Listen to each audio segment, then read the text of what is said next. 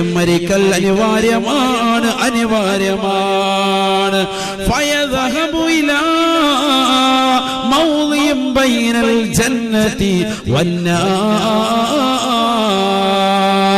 ഹബീബായ നബി സല്ലല്ലാഹു അലൈഹി വസല്ലം തങ്ങൾ പറയുകയാണ്, ഈ ലോകത്തുള്ള സർവ്വ സൃഷ്ടിജാലങ്ങളെയും മരിപ്പിച്ചതായ അസ്റായീൽ അലൈഹിസ്സലാമിനോട് അല്ലാഹു പറയുകയാ, ലാ ബുദ്ദ മിൻ മൗതിക യാ അസ്റായീൽ.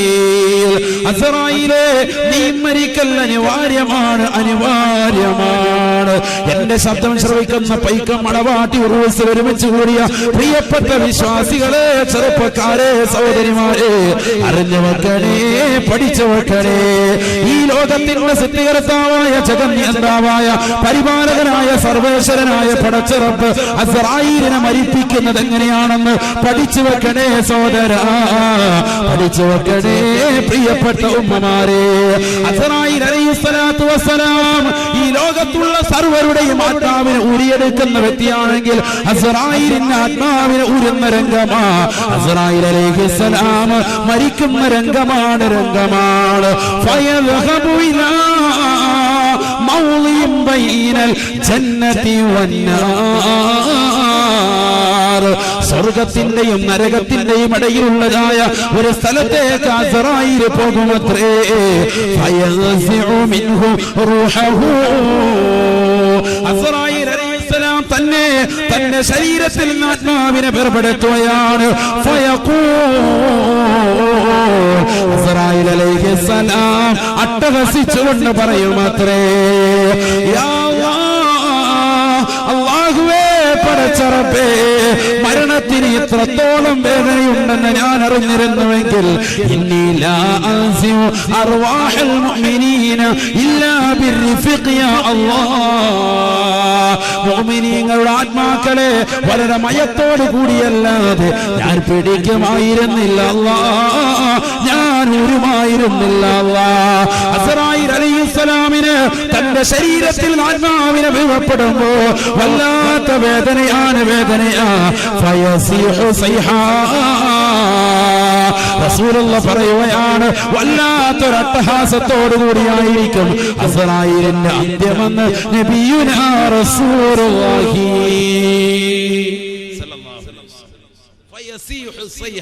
വല്ലാത്തൊരു അട്ടഹാസമായിരിക്കും അസ്റായീൽ അലൈഹിസ്സലാമിന്റെ മരണം. മുഹമ്മദ് മുസ്തഫ. അദ്ദേഹം പറയും, പടച്ചറബ്ബേ, ഇത്രത്തോളം വേദനയുണ്ട് മരണത്തിനെന്ന് ഞാൻ അറിഞ്ഞിരുന്നുവെങ്കിൽ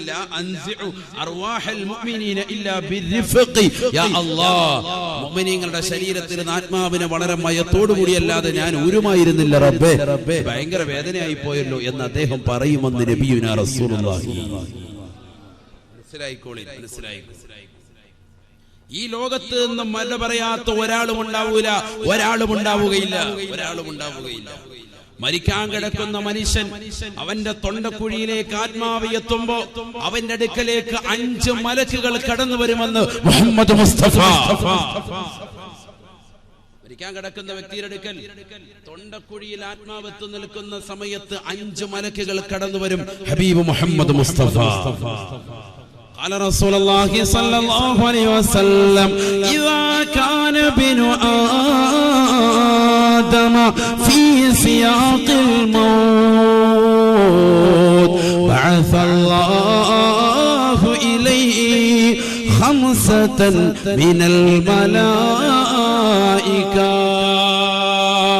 ഹബീബായ റസൂലുള്ളാഹി സ്വല്ലല്ലാഹു അലൈഹി വസല്ലം തങ്ങൾ ഓർമ്മപ്പെടുത്തുകയാണ്, ഈ ലോകത്ത് നിന്ന് മരണാസന്നമായി കടക്കുന്ന വ്യക്തികൾ ആരുണ്ടോ അവസാന സമയത്ത് അവന്റെ തൊണ്ടക്കുഴിയിലേക്ക് ആത്മാവ് എത്തി നിൽക്കുമ്പോ, അവന്റെ ശരീരത്തിൽ ആത്മാവിനെ മലക്കുകൾ വേർപെടുത്താൻ വേണ്ടി നിൽക്കുമ്പോ അല്ലാഹു ഇലൈഹി 5 മിനൽ മലായിക.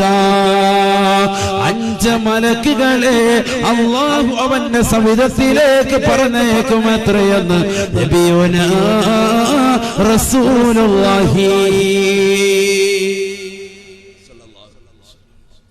5 മലക്കുകൾ വരും.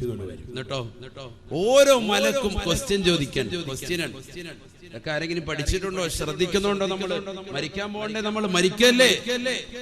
ഈ ശരീരത്തിൽ നമ്മൾ ഓരോരുത്തരും ഇഞ്ചിഞ്ചായിട്ട് ശരീരത്തെ നമ്മൾ നശിപ്പിച്ചുകൊണ്ടിരിക്കല്ലേ? ഓരോ പ്രവർത്തനങ്ങൾ നടന്നുകൊണ്ടിരിക്കല്ലേ?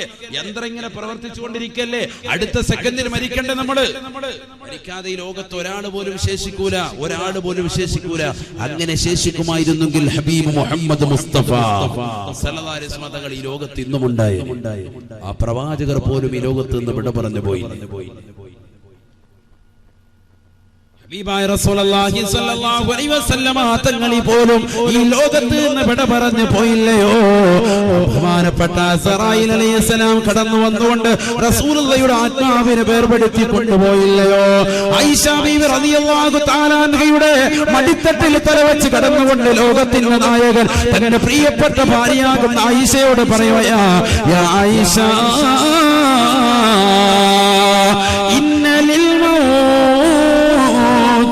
ലസകറാ.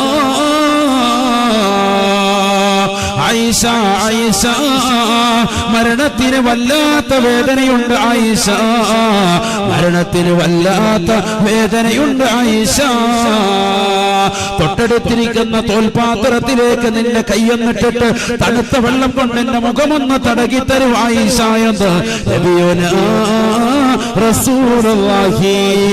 മരിക്കാതെ ഈ ലോകത്തിൽ നിന്ന് നിന്റെ സമ്പത്ത് കൊണ്ട് നിനക്ക് ശാശ്വതത്വം കിട്ടുമെന്ന് കാസർഗോഡുള്ള ചെറുപ്പക്കാരാ നീ ചിന്തിക്കേണ്ടതില്ല. പണത്തിന്റെ പളപളപ്പിൽ വിരാജിക്കുന്നവരെ പണം കൊണ്ട് പറുദീസിൽ വിരാജിച്ചതായ എത്രയെത്ര ആളുകൾ നമുക്ക് മുമ്പേ കഴിഞ്ഞു പോയിട്ടുണ്ട്. ഖാറൂൻ അതിന് ഉദാഹരണമല്ലയോ? പണം കൊണ്ട് അഹങ്കരിച്ചവരല്ലയോ?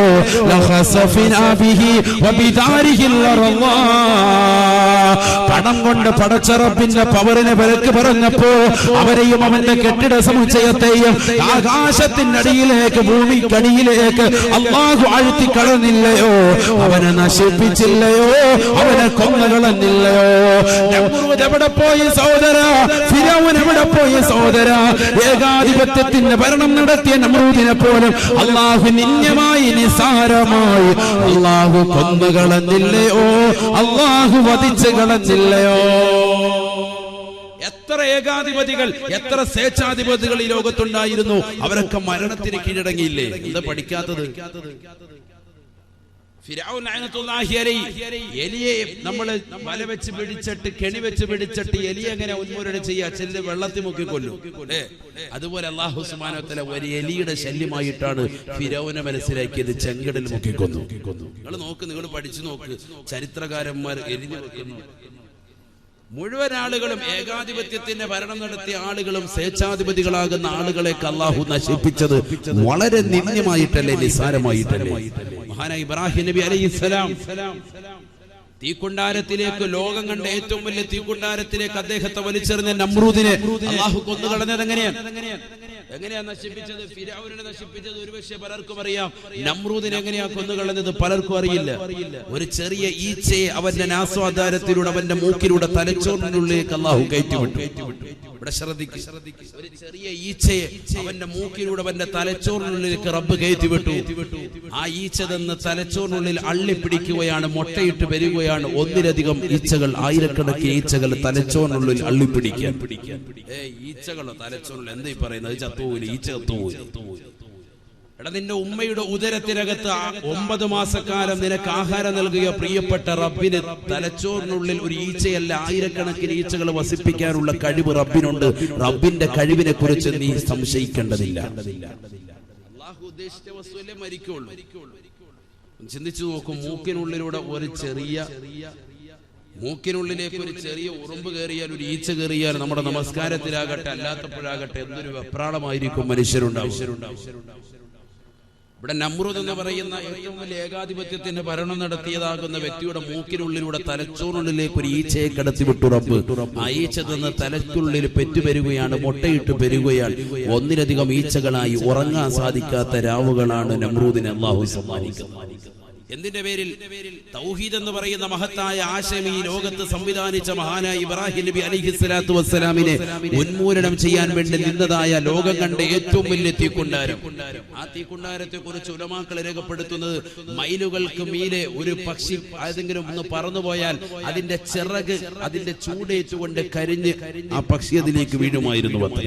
അത്രത്തോളം ചൂട്, അത്രത്തോളം മൈലുകൾക്കകരെ എത്തുന്നതാകുന്ന തീജ്വാലകളായിരുന്നു അതിൽ നിന്ന് പോയിരുന്നത്, അതിൽ നിന്ന് നിർഗളിച്ചിരുന്നത്. കിലോമീറ്ററുകൾ ദൂരത്തിൽ. അതുകൊണ്ട് തന്നെ ഇബ്രാഹിം നബി അലൈഹി സ്വലാത്തു വസ്സലാമിനെ തീക്കുണ്ടാരത്തിലേക്ക് വലിച്ചെറിയാൻ പറ്റാതായില്ലേ? അവസാനം ഇബ്ലീസ് തന്നെ വന്നുകൊണ്ട് മനസ്സിൽ വന്ന് കുതന്ത്രം ചെയ്തു.